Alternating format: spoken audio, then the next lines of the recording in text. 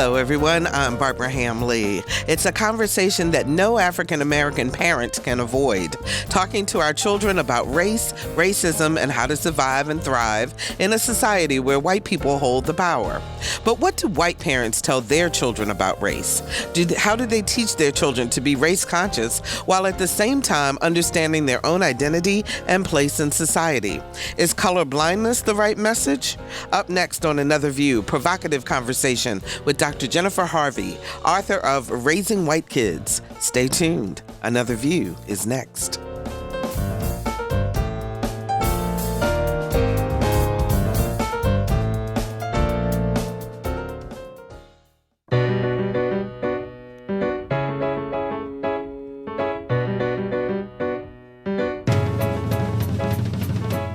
Discussing today's topics from an African-American perspective, this is Another View. Hello, everyone, and welcome to Another View. I'm Barbara Hamley.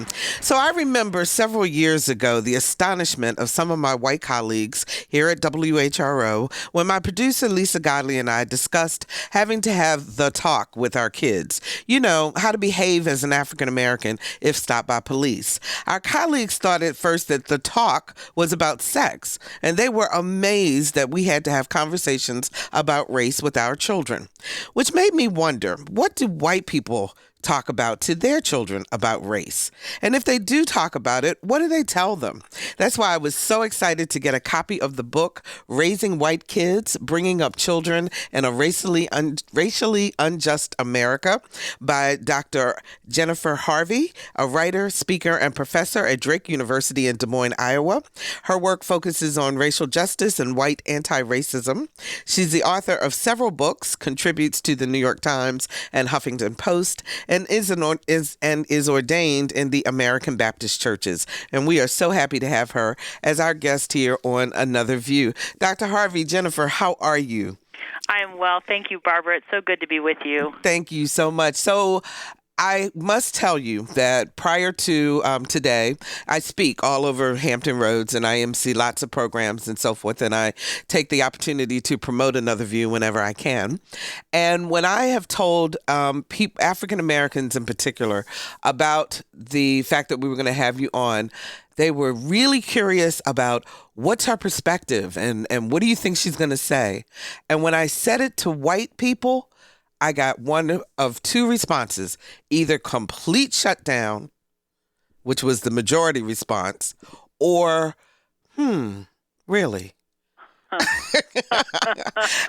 Sounds about right. Sounds like my experience. And so I said, I cannot wait to ask you why. I mean, I was surprised because I would think, particularly since, if these are people who listen to our show, so I figured they were more towards the, anti-racism ally perspective, that they would be excited about it. But all I got was the, interesting. Yes. Did they seem nervous? Yes, very much so. Very much so. Yep. Very much so. So what's your perspective on that?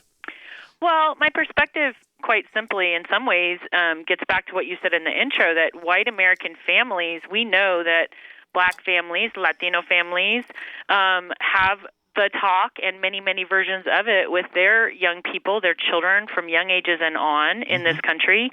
And we also know, I know as a white adult who was raised this way, and we know from studies that white families are not having these conversations. And so when we look around at what's going on in our nation, I'm very clear that if white Americans don't differently raise a generation of white youth to be actively anti-racist, then, to put it mildly, we're not doing our part. But to put it in more extreme terms, we are really in a crisis. And so we've got to do differently. And just lots of white parents don't know how yet. Yet. So this is not about shaming. This is about taking it to another level. Absolutely. I had in my own life been involved I'm almost 50, and for a very long time have been involved in anti-racism work in multiracial communities, with people of color, with white people. And so I've been doing that for a long time. And then I became a mother, and I realized that even though I, as a white person who's wrestled hard with what does it mean to both be white and be committed to racial justice, that's a very particular path. True. that I realized, just because I've been doing that for 20 years and I've learned a lot of things, not that I won't always be learning, but all of a sudden I was like, and what am I supposed to be doing with my 2-year-old? And when do I tell my kid about police brutality and how? And I realized this whole other, just because I've learned this as an adult doesn't mean I automatically know how to translate it to young kids' development. And so then I found out there were a whole bunch of parents, a whole bunch of white parents that felt the same way. Well, in your book, you talk about, I love the examples that you give, by the way, but you were talking about a mother who said, as you look at kind of the landscape and what's been happening in our country, particularly lately, and she was saying, I'm so glad my 4-year-old or 2-year-old doesn't have to deal with this right now. Right. But your perspective is there's not too young of a time to start talking about this. That's right. I mean, this is not, white folks need to do what, in many cases, families of color do already, which is from the moment of birth, we just assume race is something we should be talking about. And the challenge of that for white people in our minds as adults, I think, we think that somehow when our kid is 12, 13, we're suddenly going to sit down and say, now let us tell you about racial injustice. And basically, developmentally, then that means we're letting our 12 or 13-year-old need to start at like a developmental level of a 1-year-old, because it's a developmental process to talk and teach our kids about race and what it means in the United States. And most importantly, towards the goal of enabling them to become anti-racist committed and to have real skills for anti-racism. And so we can't just put that off and think one day they'll be ready. No, it has to start just like we do everything else as parents from birth, even before they even understand quite what we're talking about. And not only that, but little kids talk about it. And if parents don't tell them the right way, if you will, then somebody else is going to tell them a way. Right. That's right, Barbara. I mean, and then our kids, yes, that's totally right. Every time a white adult is surprised when they hear about kids having racist behavior on the playground, we shouldn't be surprised. It happens all the time, which again, parents of kids of color know that. And when our children see that the adults that are bringing them up don't talk about that, they just go, well, I guess I'll get my information from my friends. This is not something I talk about with mom. That's a huge problem because I don't want my kids learning about race and racism from other white children. I want them to learn it from me. So do you think that the difference also in terms of African-American families in particular, since this show focuses on African-Americans, but people of color in general, we have the conversation because literally it could mean our lives. Yeah. And white people don't, from my perspective as a non-white person, may not have that same concern. And so therefore, that's another reason why it may not be so important to bring the conversation up as often as other families of color may. Yeah, I think that's exactly why. I mean, I think that, African-American parents know that their kids' survival in this system is at stake every day. And and I think what white parents don't realize is that just because our privilege and our location in this unjust system means that it's not life or death for our children in the same way, what we don't realize is that we are literally teaching our children to numb out from the experience of their peers, potentially their friends, from other human beings in this nation for whom, white people numbing out is like, the worst possible thing that we could do. And so we need to realize that just like we learn about things that matter to us, this needs to matter to us, and so we can learn the skills. Absolutely. 440-2665 or 1-800-940-2240 are the numbers to call. We're talking about raising white children, and I'd love to hear from white parents who are struggling with this, perhaps. Dr. Jennifer Harvey may have some suggestions on ways to have the conversation. 440-2665 or 1-800-940-2240. Dan joins us from Portsmouth. Hi, Dan. You're on the air. Hi, how you doing? Doing good. First, I want to say I'm a 58-year-old white man, and I really enjoy your show, and I think we need more shows like this. Thank you. I think it's a generational thing. I think, I'm a product of how my parents raised me. My kids will be how we raised. But as a white person, I won't say recently, but within the last few years, I have been able to observe more personally. It really does matter. I walk into a place, I'm white, I will never know what it means to be treated differently because I can't. But I do know that it's happening, and it's shameful that two people walk in and one is greeted and helped and the other one has to wait. So I think the show that you do, the topics you cover, and the guests you have, writing books and bringing this to light, I certainly hope each generation we will get better. And the thing we're proud, my youngest is 17.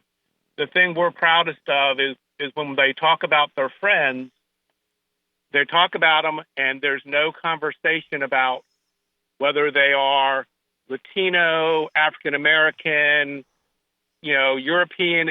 That doesn't matter. They describe them as individuals. And so I think when we can all get to that point, maybe there'll be a chance that we can all treat each other like we should. Great. Thanks, Dan, for the call. Let's let Dr. Harvey respond.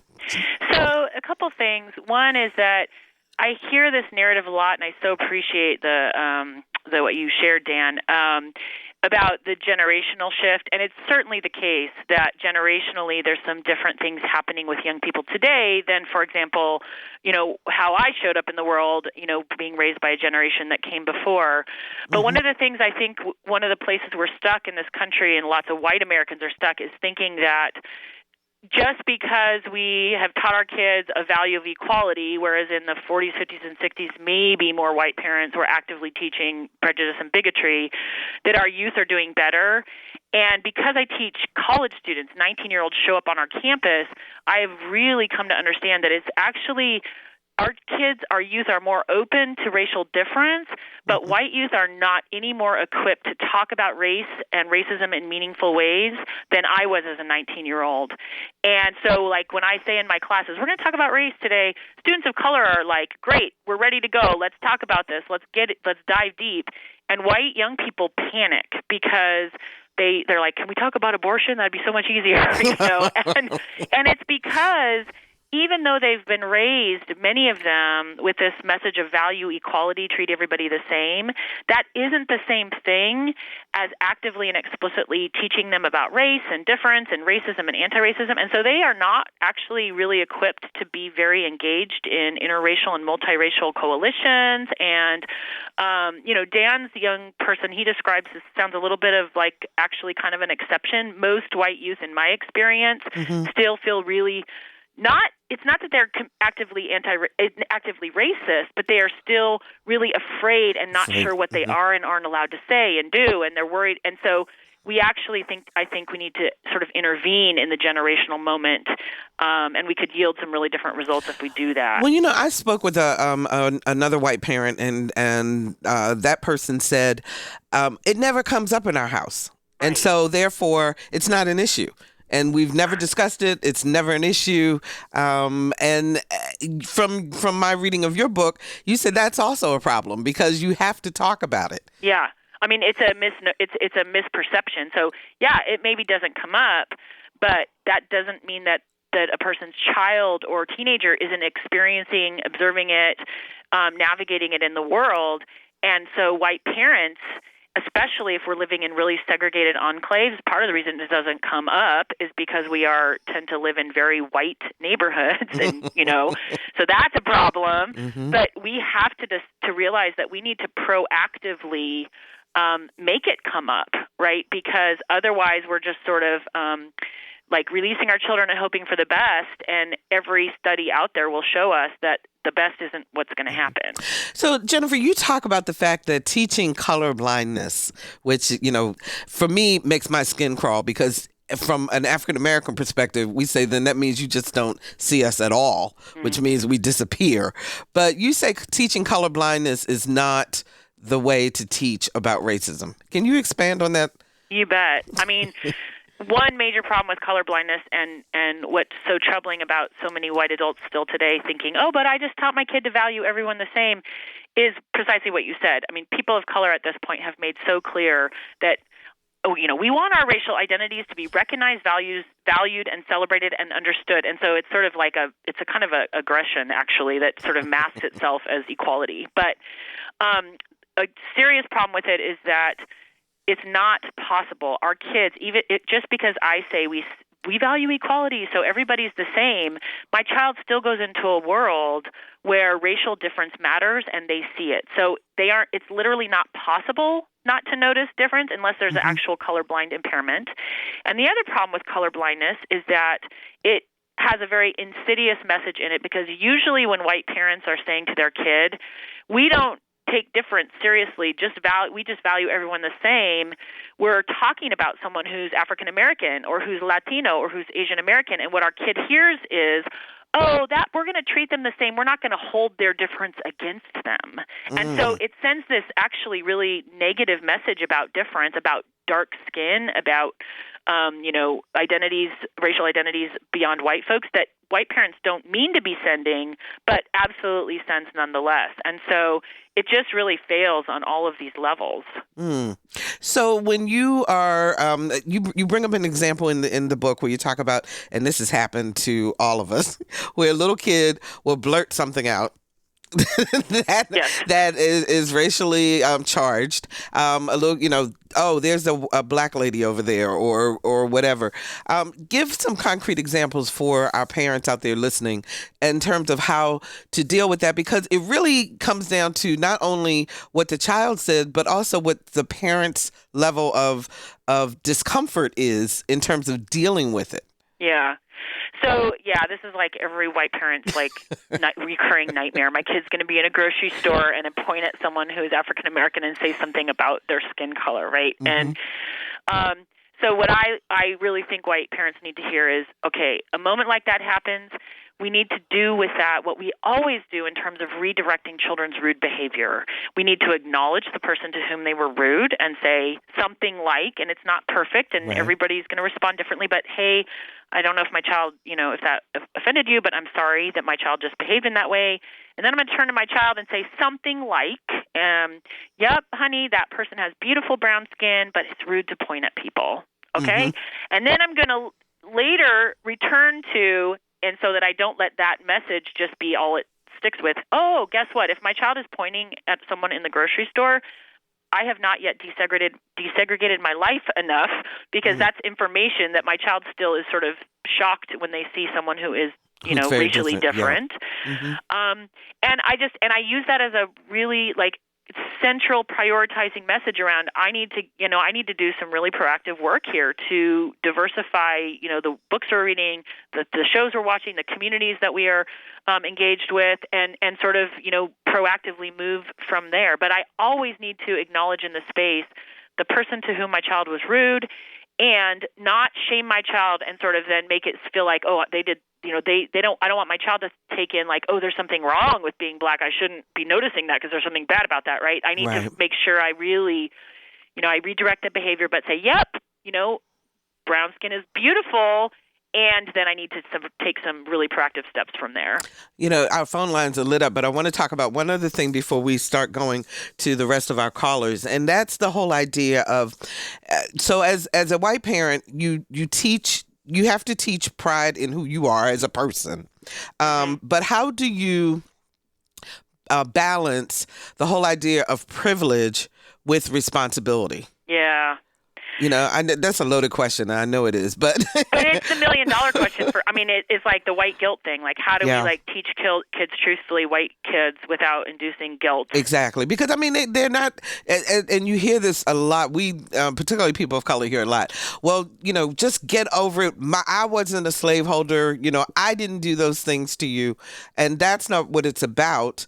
But there is a level of understanding that people of color are looking for from white people, that a lot of times, because kids don't have the language or the knowledge of how to deal with it, that's the response that you get. That's right.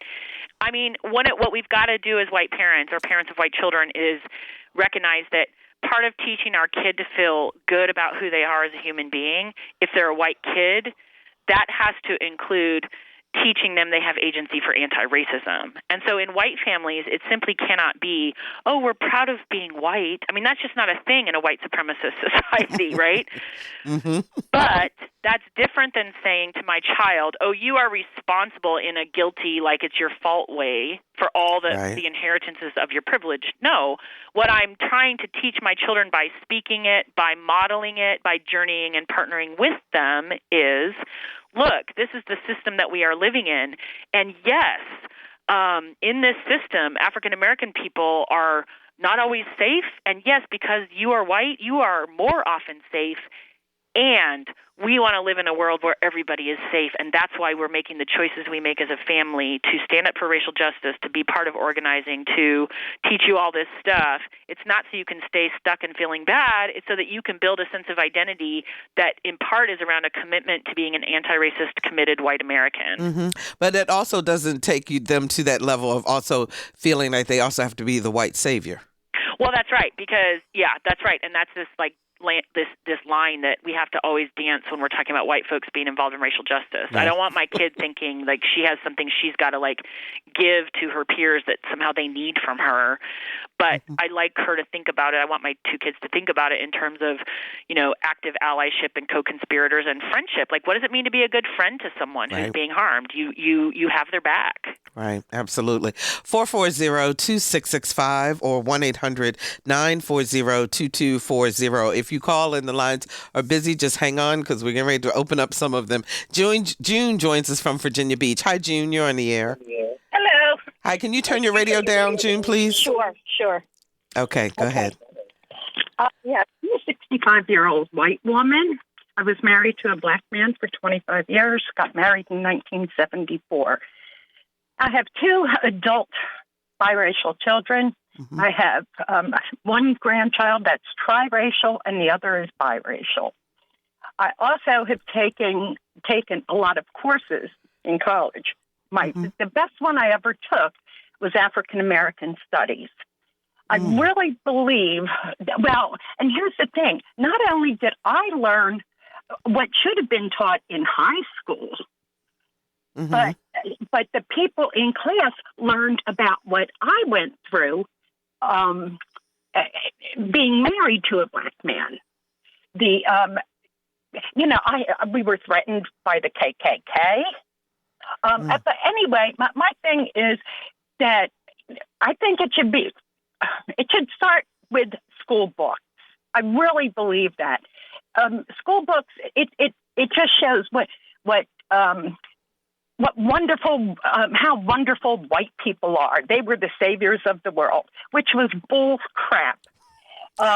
Okay, June, I think we get your point in terms of learning. Thanks so much for the call. We appreciate that. So Jennifer, she's saying that, you know, in schools, we need to be able to teach true history across the board. I would take that from her comments. Yeah, and I mean, parents who have white kids in our lives, we can't wait for schools to do that. We also have to do it at home. And we have to be partnering and challenging and inviting our teachers to do a better job. And we've got to fill in the gaps. I mean, there's a story I shared in the book, I think, about when my child had come home from her wonderful school. She's a great teacher, but she was like singing the praises of George Washington for a month, and it was driving me crazy, you know, and I had to spend some time thinking about how am I going to enter this conversation with her. So yes, she's learning U.S. American history, but we need to complicate this at home. George Washington enslaved African people, and I need her to know that as a second grader so her consciousness doesn't get so malformed and she has to wrestle with the moral complexities of learning history as a U.S. American citizen. And so we've got to at every turn augment what's happening at school, but we also need to be pushing on our schools too. Absolutely. If you're just joining us, we're talking with Dr. Jennifer Harvey, author of Raising White Kids, Bringing Up Children in a Racially Unjust America. 440-2665 or 1-800-940-2240. John joins us from Williamsburg. Hi, John. You're in the air. Hi, this is John. I think part of the challenge of actually discussing racism as a topic with your kids is, as a white parent, there's no real place I can even discuss it myself without, being, split in our tough divide. So I think it's I've never even thought about actually, trying to teach these concepts to the kids because you just feel as an adult it's such a dangerous, sensitive conversation to have, and I'm gonna end up on the wrong side of the ball, whether, no matter what happens. And I don't know if part of the conversation should be, well, maybe the adults have to find a way to actually talk about it without, dividing up into sides, sort of like Democrats and Republicans do, before it's even safe to teach children how to talk about it. Okay. John, thanks so much for the call. And, actually, John brings up a point I was going to bring up with you, Jennifer, is how do parents kind of check themselves first before they can even start to begin to teach their children? Yeah. Parents, so this is my ideal for all white Americans is that we are in very flesh and blood, in the moment, justice-committed relationships where we live locally with communities of color, with people of color, so that we are in relationships of accountability. And that's been critical for me in my life, and it's always more dangerous to talk about anti-racism in any space as a white person if you aren't in those relationships of accountability. But I also, when I wrote the book, was trying to think about, again, sort of like not waiting for the school books to change. How do we also still get white Americans sort of, realizing even that we do need to be talking about with our children and sort of practicing breaking white silence. We've still got to do that. I wanted sort of to write a book that kind of could meet folks in the many different places that they live in this country. Mm-hmm. And so, I think the risks are real, but I also think that one of the things that parents can commit to doing, I had to learn about nutrition when I had kids and think about, okay, I may not be great at making sure I eat vegetables, but all of a sudden I'm realizing I want to raise a child who who knows these things. And so that meant I had some learning to do. And so I think parents need to realize, we're not going to have perfect answers. That's not the goal, but we can decide to make it a priority to read what the best reading I've done has been, African American mothers writing to letters, blogs to their white peers, what they want their white peers teaching their kids. There's so many resources that we can access and avail ourselves of. And so, when I have a conversation with my child, maybe I'm worried I'm going to get it wrong and unleash something else. That is a risk. But I can circle back with my kid. And white silence in and of itself is not necessarily better. We sort of think that, but it's actually all kinds of things can be happening under the surface. And I think we're seeing this with our white youth all the time who are being kind of recruited for white nationalist movements right now. There's been so much white silence. Things are going on that white parents just don't even see. And so I think even though it can feel risky, we've got to break silence anyway, but we also need to be actively choosing to make it a priority to be reading, engaging, participating with people of color, with what people of color are saying, so that we are constantly kind of being held accountable for how we think. Mm-hmm. It's interesting. One of our interns was saying, he's a young man now, but he's planning a family and so forth. And he's very concerned about how the internet kind of counters everything, and that if you get stuck in a space in the internet, the recruitment is just so easy, particularly of white children, to get involved in more supremacy thought. And if white parents aren't steering in a different direction, once again, you leave your child open and exposed to going in a direction you may not be very happy with. Absolutely. Absolutely. 440-2665 or 1-800-940-2240. Giselle joins us from Norfolk. Hi, Giselle. You're on the air. Hi. I am a white Latina woman. So I have a white mother who is also white Latina. So we didn't really talk as much about race because it was easy for us to assimilate into America. But I am currently married to a white man, and we have two very fair-skinned daughters. And so this is something I read a year ago about an article that if children who are white only have friends who are white, then their odds for having white supremacist tendencies tends to dramatically increase. And so I freaked out. And so I do struggle with this because I make an effort to have dolls of color with different textures of hair, and I have lots of books with different skin tones, and I try to prioritize television shows, but there's not really a lot for young children to watch. So I sometimes, and then I chose a school that's racially diverse. Mm-hmm. I took a job at a church that is more racially diverse, but as we all know, churches tend to not be very racially diverse. And so while I'm giving them examples of different types of beauty in America, I still don't know how to bring up the discussion on our, daily life. So. Okay. Then let's let Jennifer give you some suggestions. Thanks, Giselle, for the call. We appreciate it. Yeah. Jennifer? Thank you, Giselle.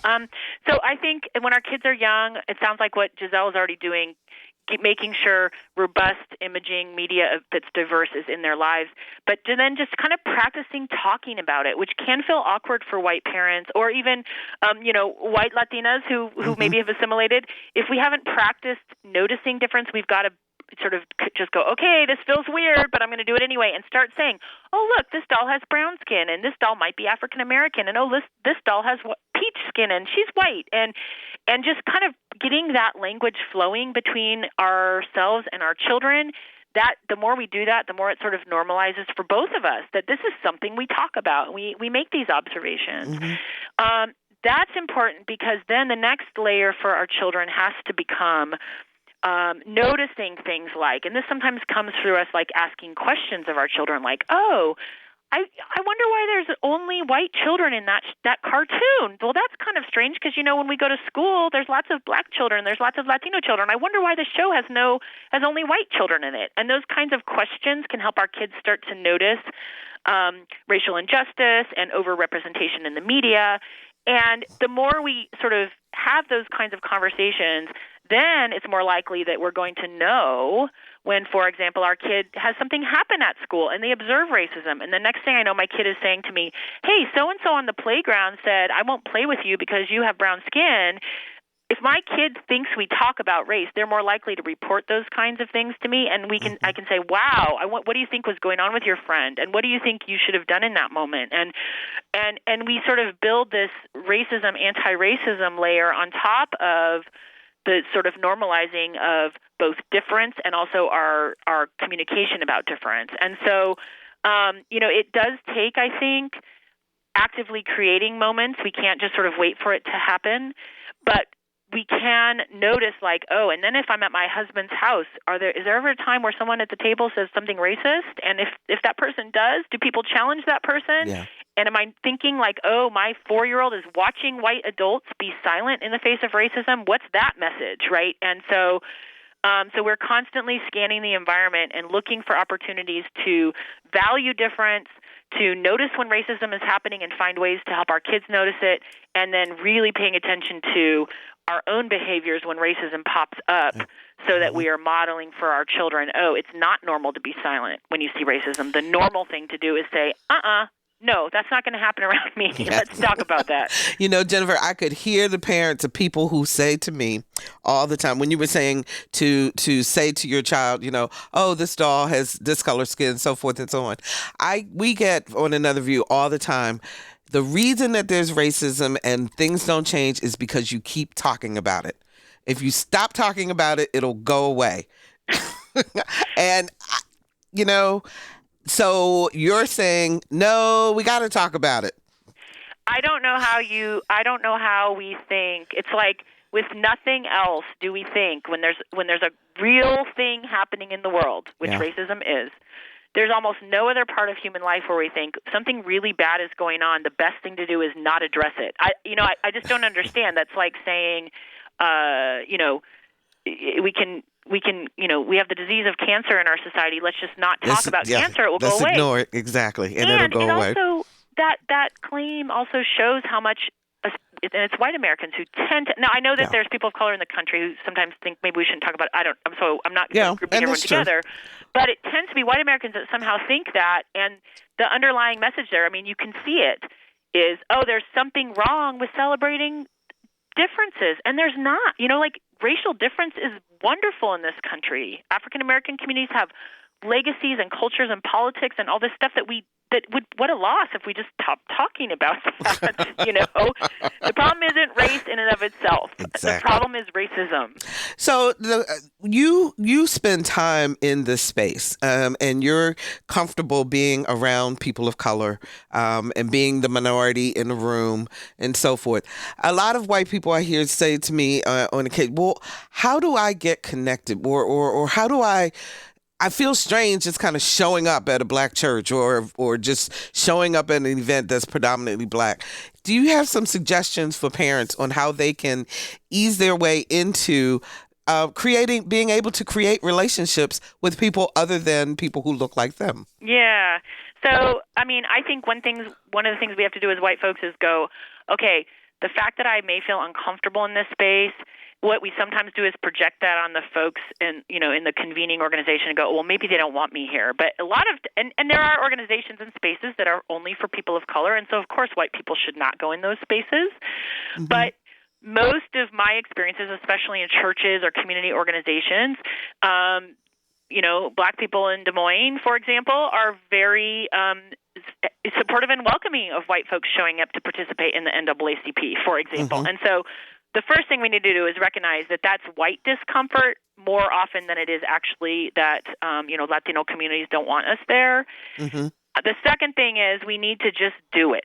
I mean, so for example, if sometimes I will tell folks like, okay, my time and energy is under lots of constraints and demands. And so if I'm going to volunteer or spend 2 or 3 hours a week engaged in a civic way that's not for my job and isn't just immediate family needs, where am I spending that time? Am I showing up at the YMCA that is in a neighborhood where, mostly African-American leadership is building programming for youth in that neighborhood? Why would I go to the white YMCA in the segregated part of town when I could just as well say, oh, wait a second, let me shift where I spend my time and energy? And white parents, that's part of what desegregating our life means, is noticing in the local context where our communities of color gathering, convening, leading, whatever it is, and assuming, again, that it's not a violation of their space if they haven't indicated that, and also assuming we show up and behave appropriately. We don't show up and be obnoxious white. We show up and be respectful, and if, certainly begin by keeping our mouth shut more than we, sort of assert things. But we need to just start to go, and we need to go. Like, where do I take which park do I go to and why? Yeah. Which library in which part of town? And the more we just keep showing up in spaces where people of color are organizing, convening, celebrating, doing positive things. Exactly. The more relationships we'll build. And our resources also get redirected to those spaces instead of to organizations that mostly benefit white people. You know what, Jennifer, you are really putting people in some very uncomfortable, taking them out of their comfort zones, major league. It's life-giving though, Barbara. I mean, white folks who are wrestling with these questions, if we are wrestling with them, I'm convinced that it's because some part of our soul and our moral consciousness knows that it doesn't feel good to live in this white bubble where you are so complicit with these systems. I would not for a second take back even the mistakes I've made where I've harmed people and had to take responsibility and been embarrassed, and the ways that I've been imperfect. This journey in my life has been the most life-giving, liberating practice of freedom I could imagine. And that's what I want for my children, too. Yeah. I have a question that is on Facebook. I'm going to read this.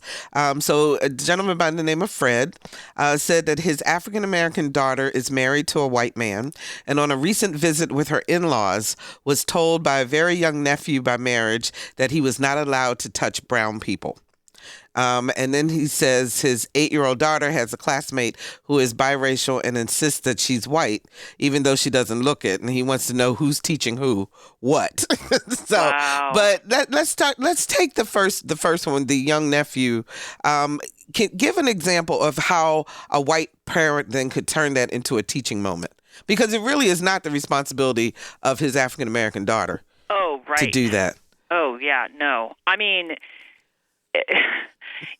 a white parent or any white adult in that space has a responsibility, I think, to sort of immediately end that, interaction, because what a painful, harmful interaction. And to, I guess it depends a little on the family system and the moment in which it happened, but to figure out, like, if there's another adult that's teaching that child that, then a very clear conversation with that adult.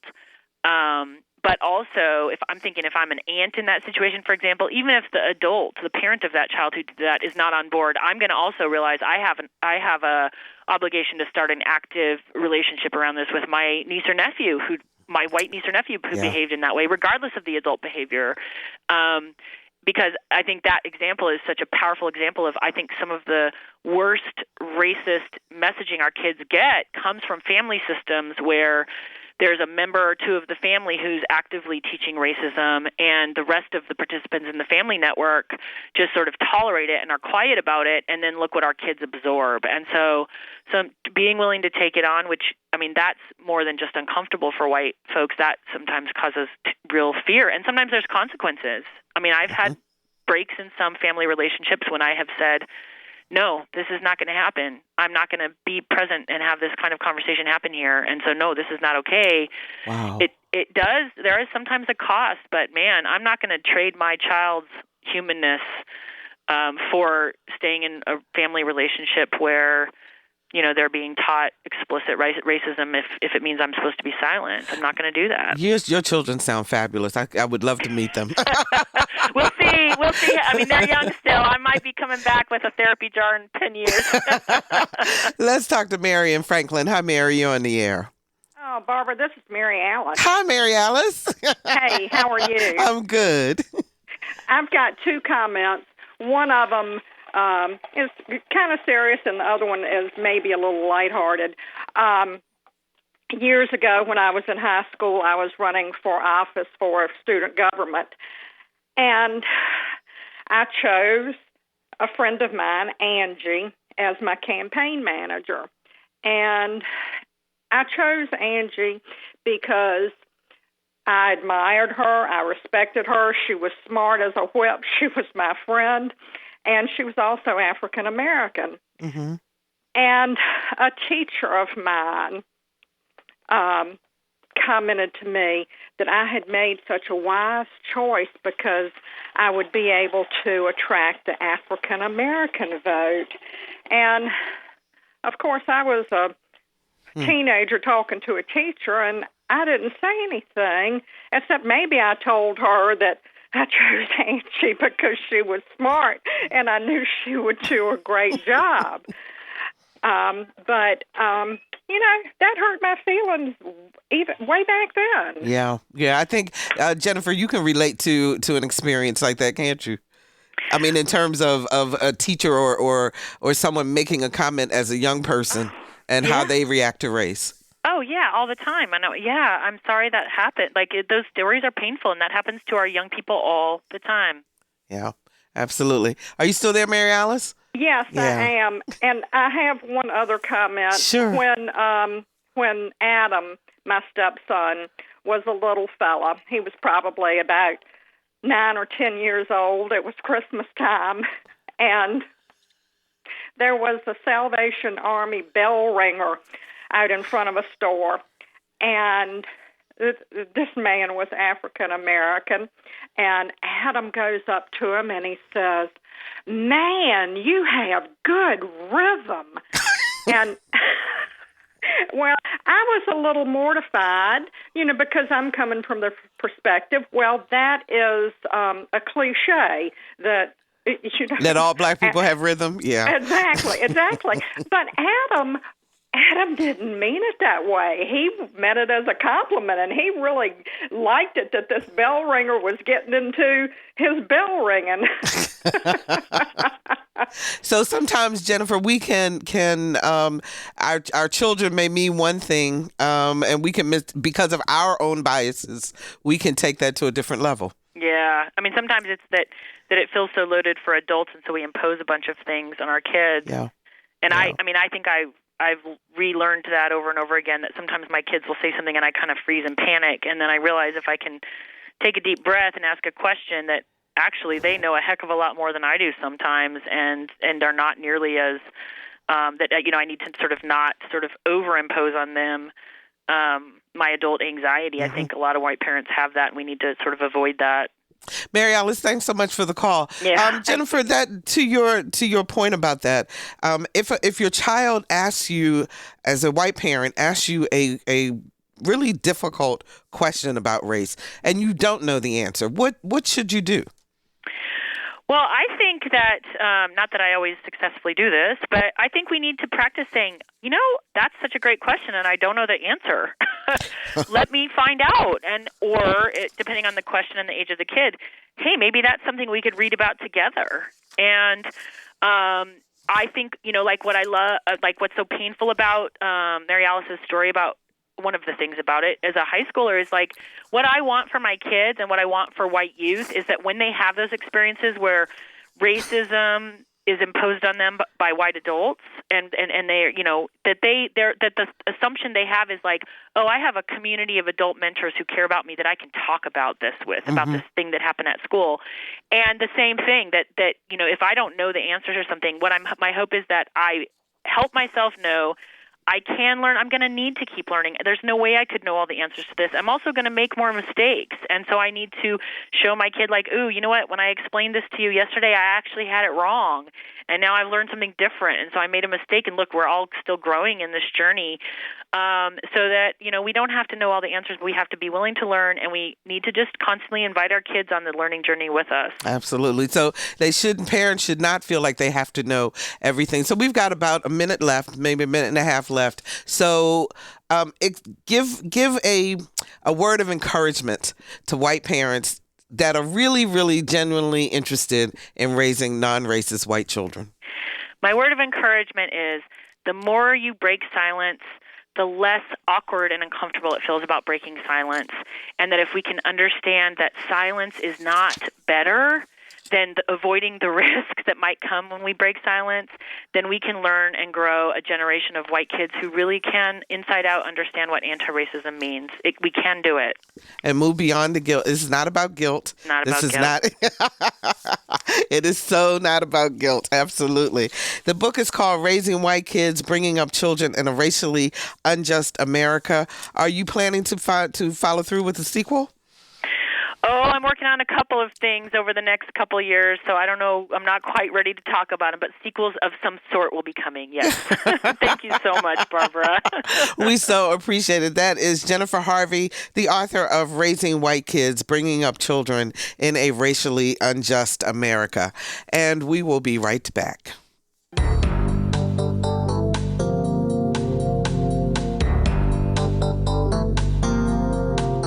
Hi, this is Essie Patha-Merkerson from Law and Order.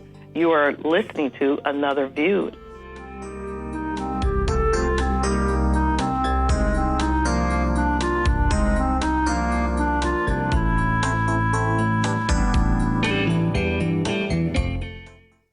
And welcome back. In their quest to honor 6 civil rights activists, some Hampton 5th graders got help from a professional artist. The students captured the notable images using paint, wood, and glass.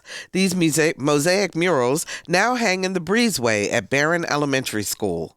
Our Lisa Godley spoke with the artist who helped them bring all this to fruition, Virginia Commissioner of the Arts, Asa Jackson. Guiding 65th graders through a process that can take a professional artist months to accomplish cannot be easy, but Asa Jackson was up for the challenge. He and his young team would do it in 6 days. We would go through the process of prepping our canvas. We actually used wood and glass, so we did that and sketched it all together. And it was a very interesting process because we wanted each student to actually have their hands on each piece. You have to try your hardest. You have to be concentrated. If you mess up, don't be down about it. You can never mess up on art. Art, you can do anything. This all came about when Asa's wife, Kira, a 5th grade social studies teacher at Hampton's Barron's Fundamental Elementary School, applied for and was awarded 2 grants that would allow the students to research and create based on some of the civil rights notables they were studying as part of their SOLs. Students actually led the process each part of the way. They actually chose the figures Linwood Holton, the ex-governor of Virginia. They chose him because he was known for appointing more African Americans to government positions than any other governor at that time. Maggie Walker, first female African American bank owner. They chose L. Douglas Wilder, the first African American governor. Oliver Hill, who was a civil rights activist and lawyer that played a prominent role in the Brown versus Board of Education case. Barbara Johns, a young high school student at the time who led a strike against poor conditions in her schooling, which eventually led to integrating schools. They also chose Arthur Ashe because of his role in civil rights, but also being the first prominent African-American figure within professional tennis. Asa, a Virginia Commissioner of the Arts, is no stranger to large murals. A commissioned piece he painted of Ella Fitzgerald can be seen at 26th and Jefferson on the wall of the Brookville Apartments building in Newport News. I remember when I did the Ella Fitzgerald mural, so many people came up to me afterwards saying, man, I didn't know she was from Newport News. I didn't know she was the first female Grammy winner. I didn't know all of these facts about her. And so I think this was a great learning tool for the students because we got to learn so much about these figures through this project. The students' creativity was challenged during a 6-day mural workshop. They designed 6 movable mosaic installations. And as you might imagine, their love for art and the process to create it grew along the way. Discipline is the main key because discipline is how you learn. And if you really have a heart for something, you should do it every day to get better and better. I asked Asa how he managed to keep 60 students on task. One thing I really stressed with all the students was we were going to take the process very seriously. We're going to have lots of fun, but fun doesn't mean playing around. So I had to keep reiterating that throughout the process, but they got it. I mean, they were so serious, and their talent and how they handled the paint and how they were able to conceptualize and really work with each other it was great. At the beginning, I asked them how many of them were artists, and at first they said, it was maybe 5 or 6 in each class that were raising their hands. And then we started to talk about what art is, actually, and thinking about art in a different way, not just pictures on the wall or drawings, but actually, art being design of a building or art being the layout of a street or the design of a car or the clothing that you're wearing. And so they started to think about it in different ways, and by the end of it, all of them were saying that they're artists. For Another View, I'm Lisa Godley. I love that. Discipline, and that's how you learn. Thanks so much for joining us for this edition of Another View. Before we leave you today, let me tell you about the 900 Men Strong Scholarship and Community Awards Breakfast. It's Saturday, April 13th at 8:30 at the Chesapeake Conference Center. The purpose of this breakfast is to bring together men in our community to help with the decreasing the number of African American young men and others from dropping out of high school. The group believes men must serve as role models to young men and inspire them to value their education. Award-winning speaker Dr. Willie Jolly is the keynoter. Tickets are available. For more information, visit 900menstrong.org. That's the number 900menstrong.org. Hey, if you want to know what's coming up on Another View, please visit our website, anotherviewradio.org. Sign up for our eView newsletter. You can also find podcasts of previous shows. We're on Facebook, and I'm on Twitter at Barbara Ham Lee. Next time on Another View, sexual assault allegations against powerful men from a legal perspective. Dr. Eric Claville joins us with a Claville report. Our theme music was composed and performed by Jay Sennett. Lisa Godley is our show producer. Todd Washburn is our audio engineer, and Jimmy Cooper answered our phones. I'm Barbara Ham Lee. Make it a fabulous weekend, everyone, and thank you so much for listening to Another View.